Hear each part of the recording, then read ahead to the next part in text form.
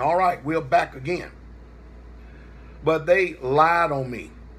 And they have continued to keep lying on me. And I've been the talk of that negativity for decades, over 20 years. And you know what? Every single one of them, they don't have a home they own. They don't have nothing that they really truly can actually put their name to. They have no lands because they hadn't followed him. I took this word for what it says. And while people were laughing at me because I used to live in deplorable conditions, people will point fingers and say, look at them, look at them, look at them. They are a cult. Look at that. I didn't mind. Didn't bother me none. You know why? Because I got so far away from them and their lies and trying to use this system to muscle me. I said, man, I'm going to get free of these boogers by getting out and following what this Bible said. And now, guess what? I'm in an undisclosed location somewhere in Georgia.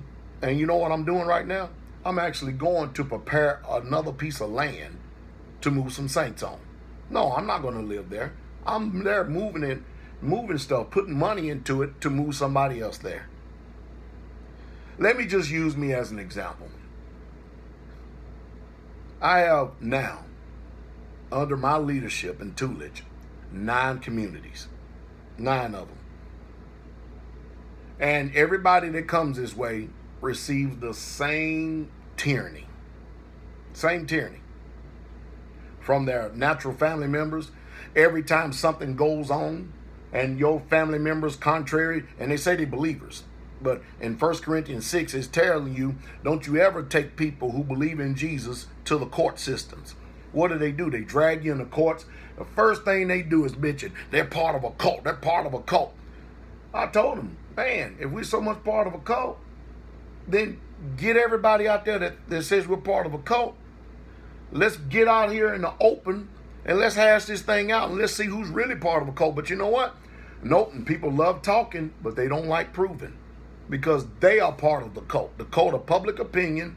That is, the majority of them are on their way to hell. Straightway. 50 acres. Well over 6, 7 solid homes, including a 4-plex. Built, all paid for. Oh, no man, nothing. Saints live in them homes. No mortgage, no rent. Go figure that out. But the people in this world, boy, they want their money when their rent due, and they're going to raise it up on you, and they want it now. The saints ain't got to worry about that. Own lands in Georgia. 3 homes, all paid for. Saints live there. Think about that. I have been very instrumental in helping out communities. In every single community, we have 5 acres in South Carolina. We have 86 acres in Kentucky, and another 6 acres in another area in Kentucky, and another 14 acres in another area in Kentucky. We have 17 acres in Wisconsin, and that is a 30,000 square foot home. So think about it, and saints live in it. And none of the saints pay a rent or a mortgage. And you mean to tell me that there's something wrong with me? And you know what? When we come together, it really is truly like family. Have you ever read Matthew 10? I want to end this video on this right here. Because the book says prove all things, don't it? Let's go to Matthew 10. I hope your family members are still here. But if they get up from this and they pissed off, that's because they hate God. And if they hate God, the reality is they hate you too. Jesus said, remember, we like what Jesus say, right? In Matthew 10, verse 34, think not that I come to send peace on earth. I came not to send peace, but a sword. For I am come to set a man at variance against his father, and a daughter against her mother, and her daughter-in-law against her mother-in-law. Look what Jesus says. He came for the sole purpose to divide the natural family members. Look at this. Don't you? He says, think not I come to send peace on earth. Come not to send peace, but a sword. For I come to set a man at variance. That means divide, division. A father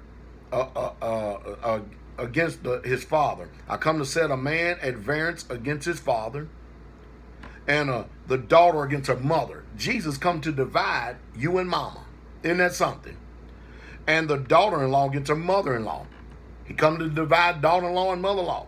And look what Jesus said. And a man's own foes, the people who will oppose you the most, the people who will hate you the most, the people who will talk about you the most and scorn you the most, a man's own foes shall be they of his own household. Now watch how this Jesus talked, the real Jesus.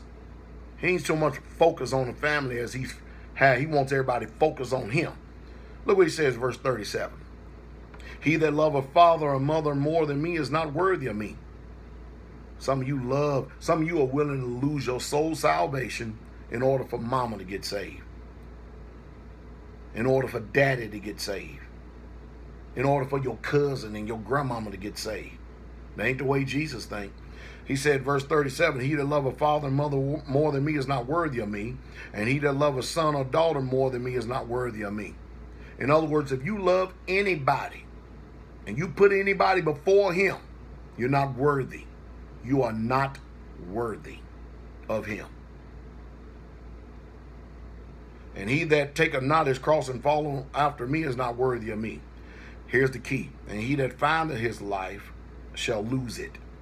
And that's the reason why most of you don't understand real, true, eternal salvation. You have never lost nothing about your life. Nothing at all. Nothing. So therefore, you have never found real, true, eternal life. And he that loses his life for my sake shall find it. You know, I think I said enough to test everybody's boast out there of how much everybody think that they love God. Everybody says they love him, but in function that they don't. I don't mean to make this video to speak down or talk down, but I do mean to challenge your hearts. Because most of your focus is off. You don't know the real Jesus. You know, my name is Pastor Dowell. And I am the premier, most deliverance minister, more likely probably in the world. I've taught people this. You know, myself personally, I have been delivered more than 20-something times and still being delivered as I go. It's going to be an ongoing thing. I'm shifting this from soul salvation to deliverance right now because I don't understand the pride of some of you. What is it about some of you that you just simply can't obey that book? I see women, they don't have no trouble getting delivered from demonic spirits, but men, your pride stinks. That's why you're gonna never experience change, and you keep holding on to all these spirits. Because your pride won't allow you to humble yourself and come up under the hand of God to be delivered. You got delivered one time, you ain't been delivered. I promise. This is an ongoing thing because the battle is ongoing. There's no discharge in this war. Well, I hope that some of you use this as a teaching tool, a ministry tool to those of your family member who's really, truly serious about eternal life. Because everybody got doubts. I know if you move out there around one of these communities, they gonna do this, they gonna do that. Well, you know, 20-something years are going. When is it ever gonna stop? When is the rhetoric and the court of public opinion charge is gonna stop? When is it gonna stop? I think that I just got finished telling the truth and shaming the devil. What saith you?